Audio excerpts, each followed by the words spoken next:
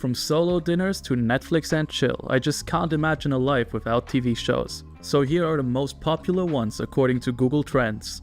And yes, you're definitely gonna see your favorites somewhere on this list.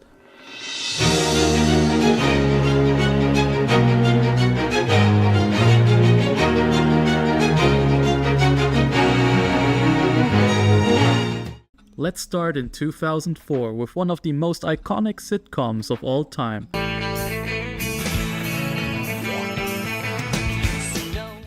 In 2004, Friends was in its final season. The series finale, to this day, is one of the most viewed sitcom episodes of all time, reaching over 52 million viewers on the day it was airing. While in 2004 Google wasn't as widely used as it is today, it still managed to get over 27 million searches in the month of its final episode. To this day, Friends remains one of the most popular sitcoms of all time, but we'll get back to that later in the video. Mouth shut and stop asking questions. ABC's Law. The premiere of Lost in late 2004 was an era-defining moment for television. The sheer success of the show changed the entire formula of how TV was operating. Most TV shows slowly drifted away from a more episodic formula to focus on an overarching plot spanning a whole season. The Lost formula, which was revolutionary at the time, has now become the norm in TV. But just how popular was it really? Well, let's just say that every time a new season started or ended, Lost was always the most searched show on Google. So yeah, you'll see Lost swinging around the top for quite a long time. The first major show to take Lost formula and succeed was Prison Break. Much like Lost, Prison Break was an instant hit. Up to this point in time, Lost's popularity could have been chalked up to something like luck or just a talented cast. The fact that Prison Break was so much more successful than any other show on the Fox network was enough justification for other networks to also start investing into this formula of show. So in a way, while Lost was the one defining the era, Prison Break was who really popularized this style of TV shows. This new format became so popular that even older, long-running TV shows started to slowly change how they would approach their newest seasons. Friend there, John wants him gone. He's gotta go. You come? One of these shows was The Sopranos. After coming back from its hiatus in 2004, the show became increasingly serialized. By the time of its final season, the show was completely revitalized, landing on this list multiple times. The writers and director really knew what they were doing, because as social media and online forums became more and more popular, and it became easier to discuss TV shows with anyone in the world, The Sopranos ended in an ambiguous fade to black, leaving fans rushing to the internet for more answers. So in June 2007, The Sopranos became the most looked up show on Google. Anyway, we can't talk about 2007 TV without mentioning the absolute GOAT that was season 1 of Heroes.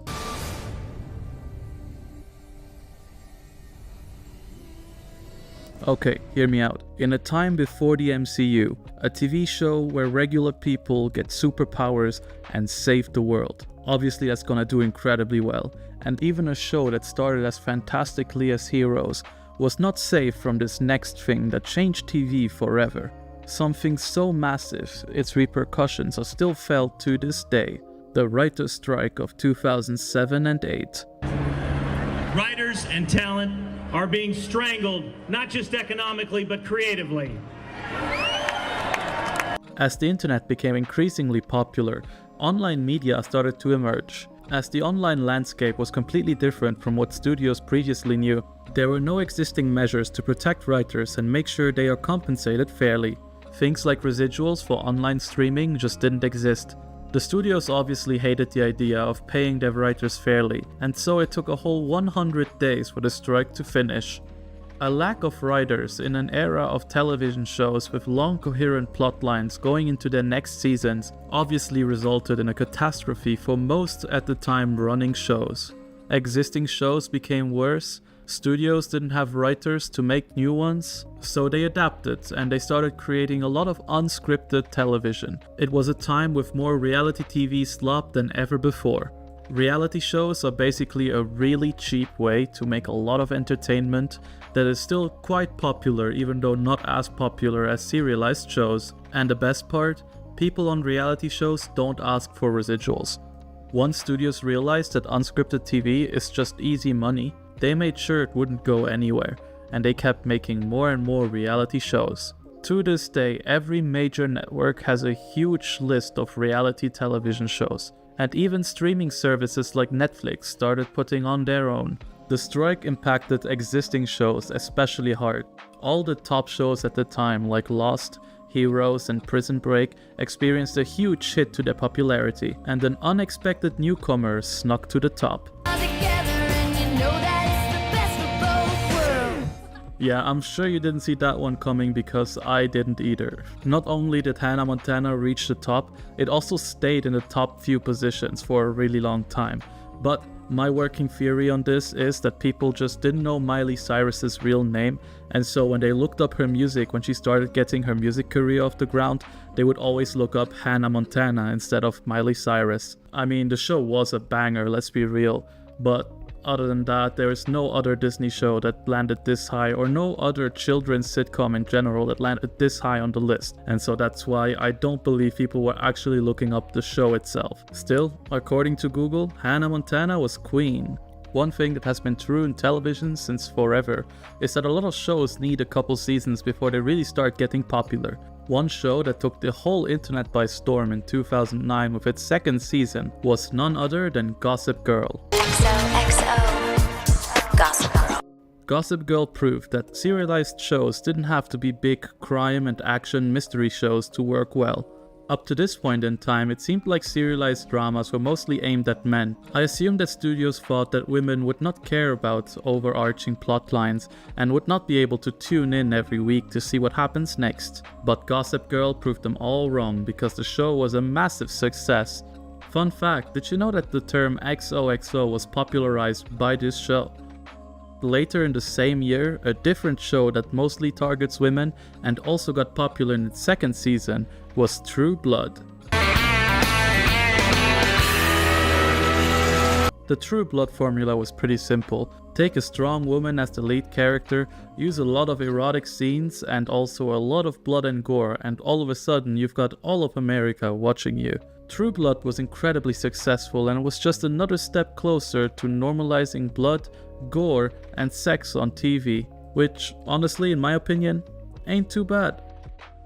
Once studios started to realize that shows that are appealing to women as well do incredibly well in their ratings, even if they have a lower budget than other shows, increasingly more teen dramas were being produced. In other words, 2010 was girl season.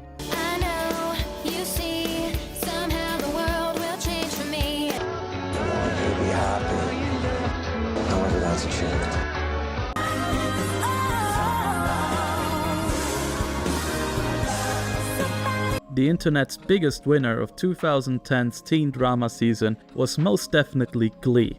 Not only was the show a really fun, lighthearted and relatable watch for most people at the time, it also released lots of banger songs. These songs were so good that by the end of the show, Glee had over 200 different songs chart in the Billboard Top 100. When both teen dramas like Glee and Gossip Girl and supernatural action mystery shows like Supernatural and True Blood are doing really well, you can bet your ass someone is gonna combine them into a new show. Welcome, Vampire Diaries. That's the world we live in. The premise of Vampire Diaries sounds like something 50-year-old man in a boardroom came up with, but damn it, it worked and the show was a great success. While the first season from 2010 wasn't quite as popular, the second season that released in 2011 took the internet by storm. Well, you can't talk about 2011 TV without mentioning Game of Thrones.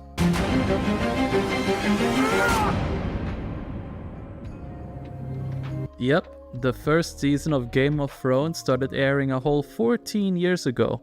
And just like you'd expect, the first season was already incredibly popular. Still, the popularity of Game of Thrones during its first season is not even comparable to how popular it got later on. Anyway, we'll get back to Game of Thrones once it reaches the peak of its popularity. Until then, let's discuss another show that came out in 2011 and also left a huge impact on the world.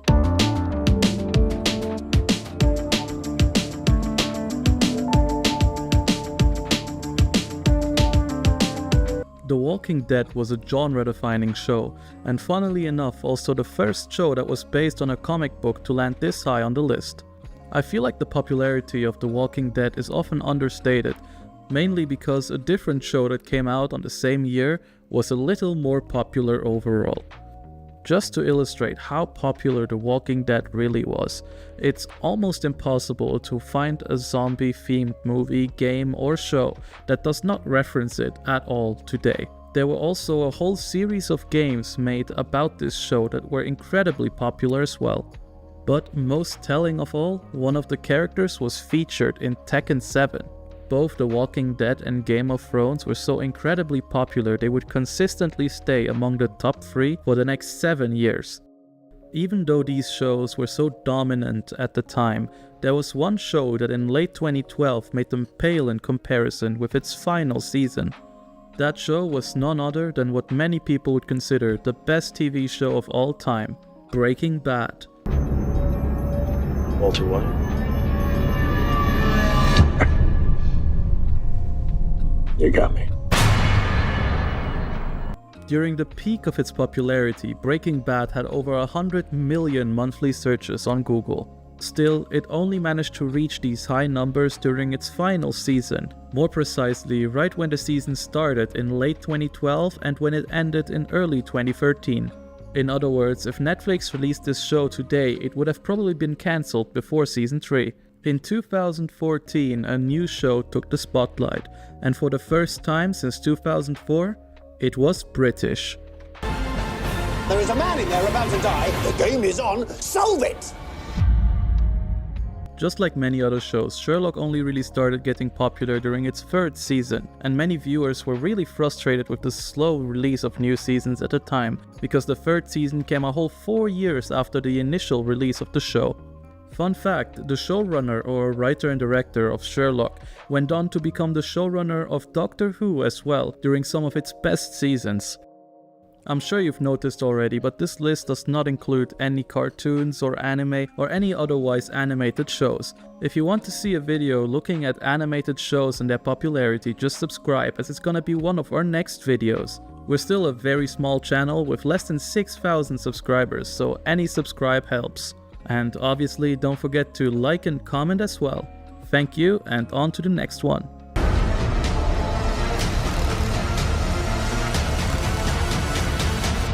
During the peak of Netflix, in 2016, during a time where they had pretty much any show you can see on this list on their streaming service, they ended up producing their own TV show. And this one was not just like any other show. It was one of the most popular shows of all time. A show so popular it almost single-handedly was responsible for Netflix's survival during the streaming wars. It is also one of the driving factors that repopularized vintage aesthetics. About 1 year after the release of Stranger Things, a different show we've already talked about reached the heights of its popularity with Season 7 of Game of Thrones. The Great War is here. Calling Game of Thrones popular in 2017 is an understatement. Game of Thrones was such an incredibly huge cultural phenomenon. You could not go anywhere without hearing about it. And this was most especially the case during the run of its 7th season that started in June 2017. Game of Thrones managed to reach over 350 million monthly searches, effectively becoming the most searched TV show in the whole history of Google. To this day, there is not a single show that broke this record. As we all know, the next and final season was a massive disappointment to all fans. So even though the fame from the 7th season carried it pretty far, it didn't even get close to the numbers that you could see in 2017. Up to this point in time, streaming services were great. They were a really good alternative to piracy because you could have pretty much every show you can think of on the same streaming service. But after seeing just how big of a thing Netflix was at the time, other networks also wanted a piece of that pie, so they started retracting their licenses to their old shows that they gave to Netflix and started hosting more and more original content on their own streaming services. When before you could just pay $10 a month to watch pretty much anything on the same service, You now had to choose which service you wanted to subscribe to, and it would probably cost you about $20. All of a sudden, every single streaming service was fighting to get customers onto their own platform. In other words, the streaming wars began. In the beginning of the streaming wars, Netflix was definitely on top, and most of their original shows landed onto this list. But now that customers were getting more and more divided, not a single one of these shows will ever reach the heights that others did previously.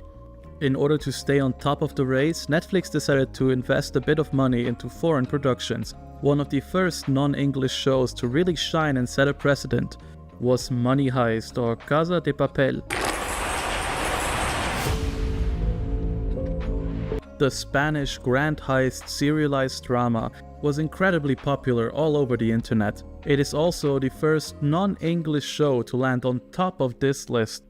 Working with Spanish and other foreign studios was obviously a lot cheaper for Netflix than to produce shows in the US, but up to the release of the first season of Casa de Papel, Netflix didn't quite fully commit to working with foreign studios, but the sheer success of this show set a precedent for Netflix, which then later on brought us some of the best TV shows of all time. But let's not get too hasty here, we'll talk about that one later.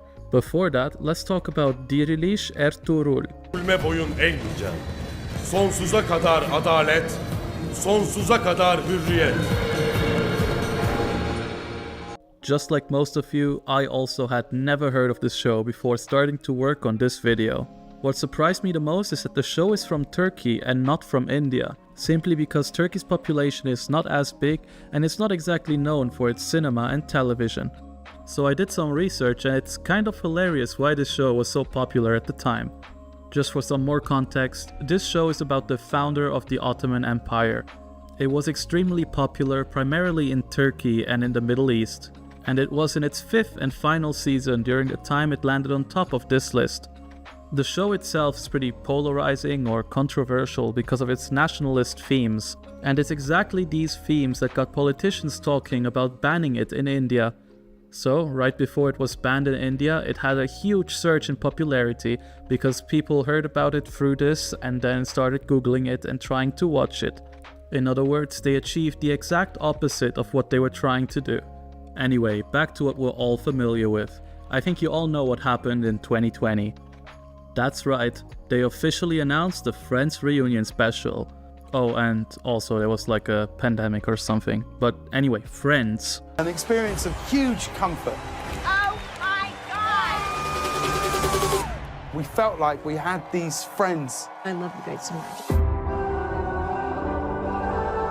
Ever since it ended airing in 2004, Friends has never left pop culture, as it's still one of the most streamed shows to this day. During the pandemic, as people were stuck at home and lacking social interactions, the reminder of Friends through the announcements of the reunion special quickly gave it back the status as the most searched show on the internet. It's crazy to think that a show that ended all the way in 2004, a whole 16 years later, became the #1 most famous show of the world again. Up to this point in time, Netflix was slowly losing its position as the top player in the streaming wars, but none of the originals from other channels could quite compare to the popularity of Stranger Things. Until, in late 2020, Amazon decided to challenge that. Pardon my French. Fuck those fucks. The Boys is a show that capitalized on the superhero craze at the time, but also gave it a dark twist to make it more original. Not just that, they were also given a considerable budget and had some really strong star power in the main cast. But that alone would not have been enough to make the show as big of a hit as it was. No, they needed more, and Amazon delivered. They spent so much on marketing, you could not go a day without seeing an ad for The Boys. Even after all of that, The Boys only managed to take the #1 spot for a few months in 2020. After Amazon's somewhat success, it was now Disney's time to shine. This is the way. We are an unusual couple, you know. Oh, I don't think that was ever in question.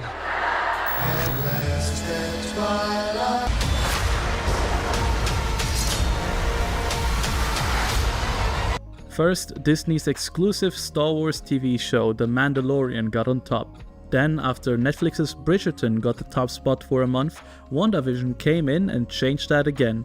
WandaVision was the first Marvel TV show that had the main cast from the movies actually be the main cast in this show. Up to this point in time, all of Marvel's TV shows, while sometimes having a cameo from the main movie cast, was usually centered around other actors because it was cheaper to produce. Not only was the show directly connected to the MCU plotlines, it also combined Marvel heroes with a traditional sitcom. This is a very unique show, and it was executed in a kind of okay way. But WandaVision was not where this ended for Disney, as their next show, Loki, also got on top. Just like with WandaVision, Marvel used one of the characters from the main cast to produce this show, and just like WandaVision, it was a huge success once more. 2021 really seemed like it was going to be a huge win for Disney, until Netflix came in with their international shows again.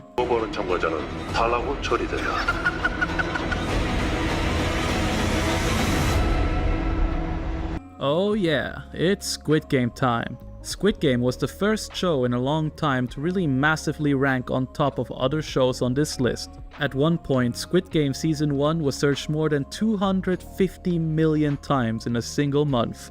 Yeah, calling this show huge is an understatement. It didn't quite get as many searches as Game of Thrones, but in the era of streaming, getting to 250 million might even be more impressive overall. And one more thing that makes it even more impressive is that this is the first Asian show to reach the top of this list. The show is simple enough to be a fun, casual watch, but also deep enough to put some more thought into it. The characters are captivating, the performances were great, and most of all, the English dub was horrible. The show is great and I really understand why people like it. I'm just really surprised that it became as popular as it is considering the bad English dub and the fact the show is from Korea. With the premiere of Squid Game, Netflix took the clear lead in the streaming wars in 2021. Fortunately or unfortunately, streaming also meant the end of weekly releases. In a way, it's good because you can binge the whole show that you want to watch in one go and you don't have to wait a week every time. In a different way, it kind of removes the fun of waiting every week to see what happens next. This is also reflected in this list pretty clearly, as a lot of shows get onto the top position for just a month or so. I couldn't cover all of these in my commentary, so here's a little montage of a few shows I might have missed. I want my sister to be happy. Can you make her happy? It doesn't make any sense.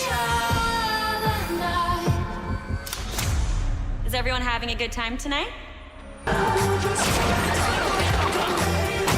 Finding it? That's where your fun ends.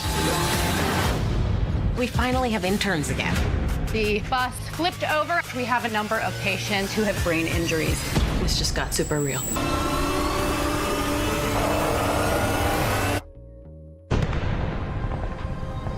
Just a few months after the release of Squid Game, in early 2022, Netflix released Euphoria. Euphoria was another one of those bangers that really took the world by storm. Most likely due to a naked Zendaya, to be honest. Well, that, and it was a competent teen drama that is still popular to this day. At its peak, Euphoria was searched more than 100 million times in a month.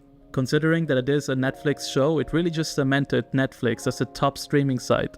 But Netflix wasn't done there, because later that same year they released a new season of Stranger Things.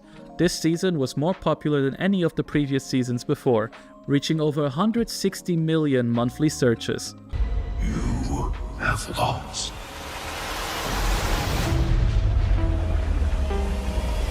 Going into 2022, it looked like no one could quite beat Netflix. Stranger Things was a huge success and everything seemed great, but Netflix was not quite done there. Later that same year, they released a show that, through the magic of TikTok, reached the #1 spot on this list. That show was Netflix's Wednesday.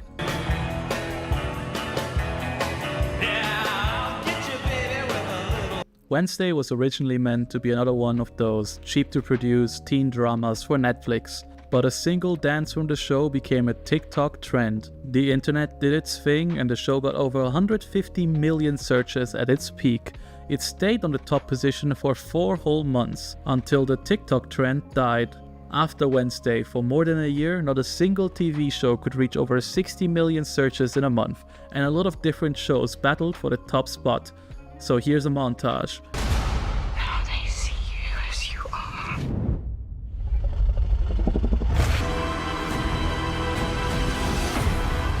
me.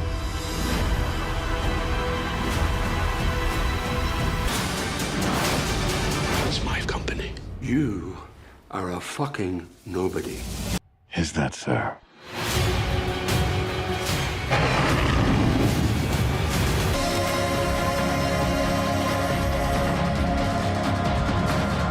쓰레기, 네가 처리해. 내 남편과 결혼해줘. 己の務めを果たす覚悟はできておるか?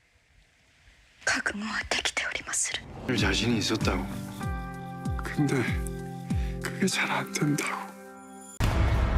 Progress. Can't stop it, John. Watch me. What the fuck is this? How the fuck is this? Squid Game really did a lot for K-dramas all around the world, as both Queen of Tears and Marry My Husband briefly became the most searched shows on the internet. Even so, a lot of other shows also briefly became the most searched shows. 2023 and most of 2024 really didn't see any culture-defining shows, with not a single one reaching over 60 million searches in a month. Not only that, most shows really only stayed on top for 1 month, and sometimes 2 if they were lucky. But in late 2024, everything was changing again, because Squid Game was back.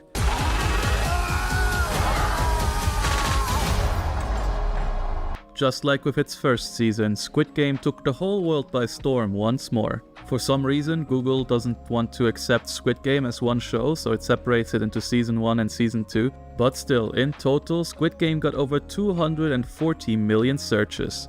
This effectively made Squid Game the first show after Squid Game to get over 200 million searches. It's crazy just how dominant this show really is. Today, while streaming has gotten worse than ever with outrageous pricing and really limited libraries on each service, we just can't deny that the TV show landscape has gotten better. There is so much more variety of interesting shows to watch than ever before. The only problem really is how to watch them, which is also why we're seeing a new rise in piracy. If you're still watching at this point, thank you. This video was a ton of work to make, so I really hope you enjoyed it. If you can leave a like and comment, that would be great. Let us know what you think, let us know what else we might have missed, and if anything that I said was wrong, because I might have made a mistake or two somewhere. And yeah, see you next time on our next video about cartoons and anime. Have a good one.